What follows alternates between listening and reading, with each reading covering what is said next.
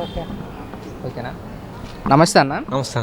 తానేటి వంతపై జరిగిన దాడిని ఎలా చూడొచ్చు అంటారు? దీనికి గల కారణాలు ఏమై ఉంటాయి?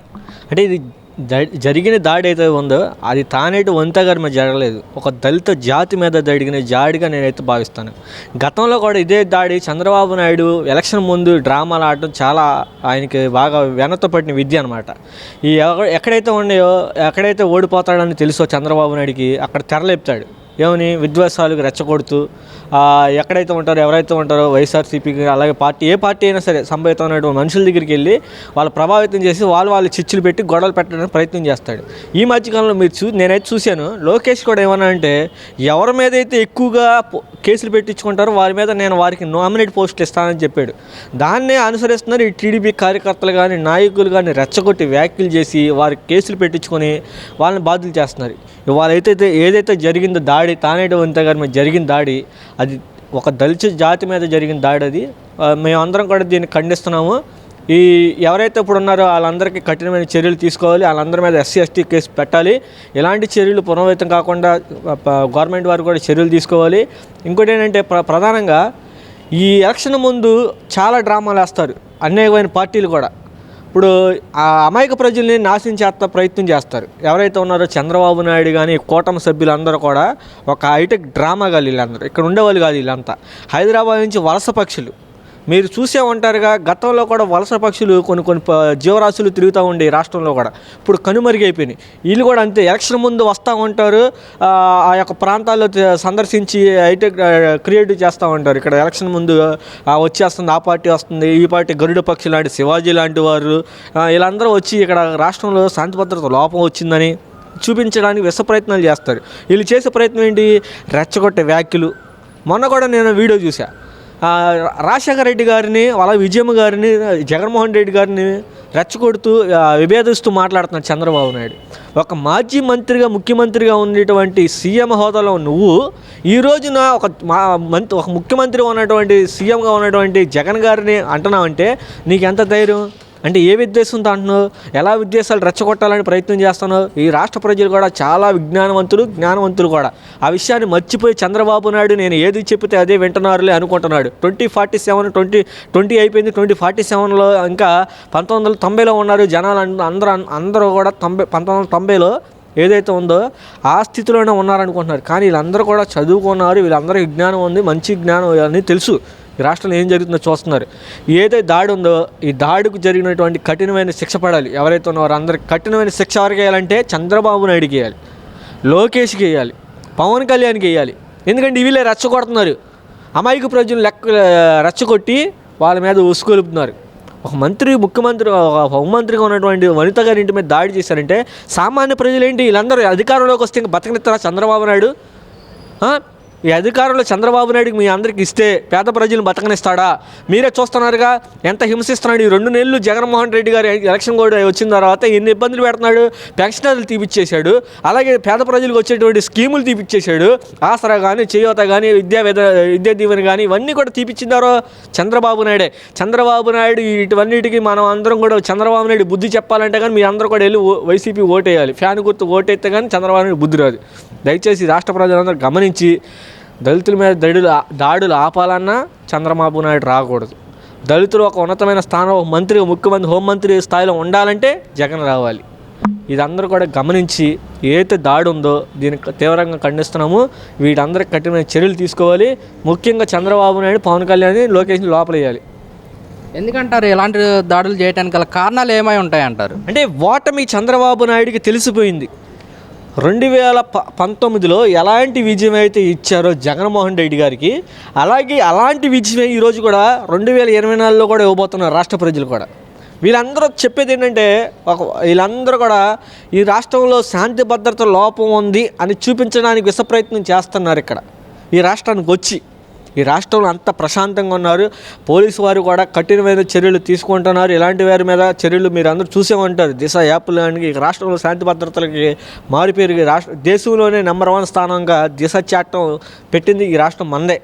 దేశంలోనే నంబర్ 1 స్థానం మంది ఉంది. స్త్రీలకు కానీ భద్రత కానీ. ఇప్పుడు హోంమంత్రికి అలాంటి భద్రత లేకపోతే సామాన్యుడి ప్రజలకి ఏంటి? దీని అందరం గమనించాలి రాష్ట్ర ప్రజలు కూడా. నీ మీద దాడి రేపొద్దున ఈరోజు ఆమె మీద దాడి కాదు, మీ మీద కూడా దాడి చేసే అవకాశాలు ఉన్నాయి చంద్రబాబు నాయుడు.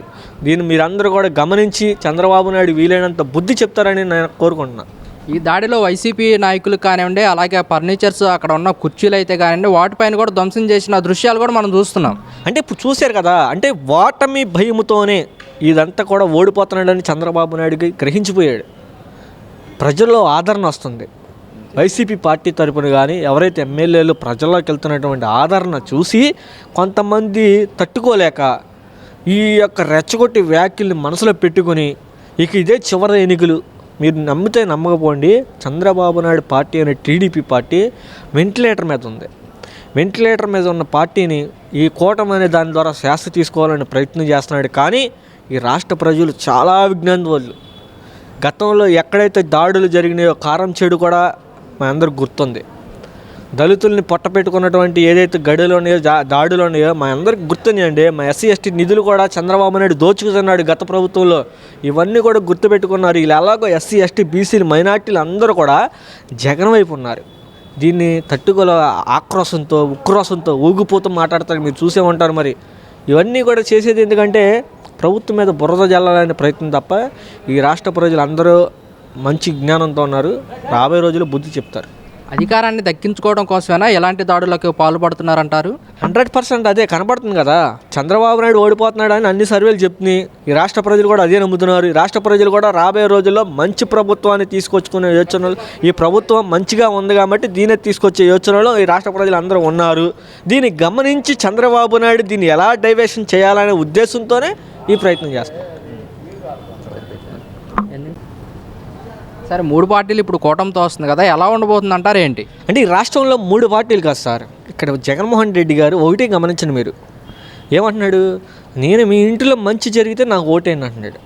అలా చెప్పే దమ్ము ధైర్యం ఈ రాష్ట్ర ప్రజలు, ఈ రాష్ట్ర నాయకుల్లో ఇంతవరకు నేనైతే ఎవరిని చూడలేదు. దేశంలో కూడా ఇంతవరకు చూడలేదు. నాకు తెలిసినంతవరకు నేను ఇది 2వ సారి ఓటైపోతున్నాను.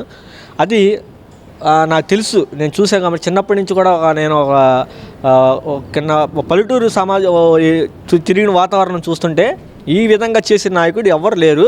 రాబోయే రోజుల్లో ఇలాంటి కూటములు ఎన్ని వచ్చినా సరే జగన్మోహన్ రెడ్డి గారిని ఎదుర్కోలేరు. ఎందుకనంటే జగన్మోహన్ రెడ్డి గారు చేసిన సేవ అయితే ఉంది, ఎస్సీలకి కానీ, బీసీలు కానీ, మైనార్టీలు కానీ, క్రిస్టియన్స్ కానీ, ముస్లిమ్స్ కానీ, ఈ దేశంలో ఉండే సాంప్రదాయాలు పాటించే హిందువులకు కానీ ఏకైక పార్టీ వైఎస్ఆర్సీపీ జగన్ గారు మాత్రమే దాన్ని అమలుపరిచారు.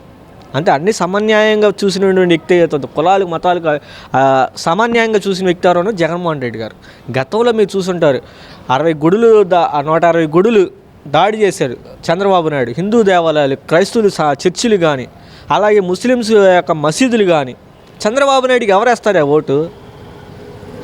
ఏ రాష్ట్రంలో అభివృద్ధి లేదంటున్నాడు. అభివృద్ధి నీకు తెలుసా? అభివృద్ధి అంటే ఏంటి? అభివృద్ధి అంటే ఏంటి? చంద్రబాబు నాయుడు సింగపూర్ గ్రాఫిక్స్ చూపించడం జగన్ గారికి రాదండి. మీలాగా గ్రాఫిక్స్ చూపించి ఇడ్లీ పాత్ర చేసి చూపించడం మా జగన్ గారికి రాదు. కానీ జగన్మోహన్ రెడ్డి గారు ఏమన్నాడు, నేను చేసేదే చెప్తా, చెప్పేది చేస్తా. ఒక ఐటీ కంపెనీ వీళ్ళు ఏమంటారంటే ఐటీ కంపెనీలు ఈ రాష్ట్రానికి రాలేదు, పెట్టుబడులు రాలేదు అంటున్నారు. మీరు చూసారుగా విశాఖపట్నం ఎన్ని కోట్లు వచ్చిన పెట్టుబడులు. అలాగే ఇప్పుడు మీరు చూసే ఉంటారు, ఒక పోర్టు 10 ఐటీ కంపెనీలతో సమానం. ఎన్ని పోర్టులు వచ్చినాయి? 4 పోర్టులు వచ్చినాయి. 4 పోర్టులు అంటే ఎన్ని? 40 ఐటీ కంపెనీలు ఈ రాష్ట్రంలో ఉన్నాయి. దానికి వీళ్ళేమనుకుంటారంటే మన రాష్ట్రంలో ఉన్నటువంటి వనరులను మనం వాడుకోవాలి. తెలంగాణలో సముద్రం లేదు, వాళ్ళకి మనకు ఉంది. మన సముద్ర తీర ప్రాంతాల్లో 9 జిల్లాలు దానికి అనుకూలంగా ఉన్నాయి కాబట్టి 11 ఫిషింగ్ హార్బర్లు, 4 పోర్టులు కడుతున్నారు. ఈ అభివృద్ధి కాదా? ఇది కాదు. వీళ్ళకి కావాల్సింది ఏంటంటే సింగపూర్, మలేషియా, వీళ్ళకి ఏంటంటే ఈ భవనాలు కట్టుకుంటే వీటి డబ్బులు వస్తాయి, కమిషన్. ఇవి తీసుకెళ్ళి సింగపూర్లో పెట్టుబడులు పెడతారు. ఈ రాష్ట్ర ప్రజలు అమాయకులు కదా. మీకు తెలిసే ఉంటుంది, భువనేశ్వరి గారు చెప్పారు 4 షేర్లు అమ్మితే 4 కోట్లు వస్తాయి, 4 కోట్లు 8 కోట్లు వస్తాయని చెప్పారు 4 షేర్లకే. అంత ఉన్నవాళ్ళు ఎట్టయ్యారు? 2 ఎకరాల పొలం ఉన్నవాడు పొద్దునుంచి నేను సాయంత్రం వరకు కొట్టుకునే ఉంటా, పని చేస్తాను. పొద్దునుంచి లేచిన కానీ చిన్నప్పటి నుంచి పని చేస్తానే ఉన్నా. మరి నాకు రాలే, ఒక్క కోటి కూడా సంపాదించలేకపోయా. మరి చంద్రబాబు నాయుడు అన్ని కోట్లు ఎట్లా సంపాదించాడో రాష్ట్ర ప్రజలు చెప్పొచ్చుగా. అదేమంటే నేను విజనరీ నాయకుని, అభివృద్ధి సృష్టిస్తాను.